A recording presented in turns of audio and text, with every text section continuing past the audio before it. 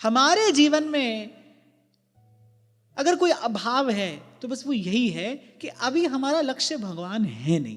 साधन में जो भी हमको कठिन प्रतीत होता है वो इसलिए कठिन प्रतीत होता है क्योंकि अभी भगवान को पाने की जैसी चाह होनी चाहिए, जो लालसा होनी चाहिए, वो है नहीं। जब किसी चीज को प्राप्त करने की इच्छा होती है तो कठिन से कठिन परिस्थिति से भी जूझ जाते हैं आप, कठिन परिस्थिति में भी पड़ जाते हैं आप, डाल देते हैं अपने आप को। वो वस्तु को प्राप्त करने की इच्छा है, तो जो लालसा है, अभिलाषा है प्रभु को पाने की, उसका अभाव है, वो नहीं है। इसलिए ये सब कठिन प्रतीत होता है। वो हो तो फिर कुछ कठिन नहीं है। नदी समुद्र से मिलने चलती है तो अपना इंतजाम करके थोड़ी चलती है, रास्ता पूछ कर नहीं निकलती, अपनी व्यवस्था करके नहीं चलती, तो चल देती है। उसको तो समुद्र तक पहुंचना ही है, उससे पहले उसको रुकना नहीं है, थमना नहीं है, चलती है वो। उसके मार्ग में भी सुख दुख आता है। जैसे भगवान ने कहा, अगर सुख दुख कुशलता पूर्वक कैसे भोगना है ये सीखना हो तो नदी से सीखो। कहीं पर उसकी पूजा होती है, शाम को आरती होती है ना गंगा जी की, श्री यमुना जी की, कहीं पर उसकी पूजा होती है, और कहीं कहीं पर बड़ी बड़ी चट्टानें उसका रास्ता रोक कर खड़ी हैं, उसकी पूजा नहीं कर रही हैं, उसको आगे नहीं जाने देना चाहती हैं।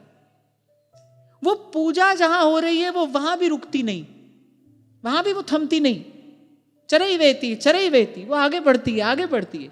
अभी उसका लक्ष्य नहीं आया है, अभी उसका गंतव्य नहीं आया, उसको समुद्र तक जाना है।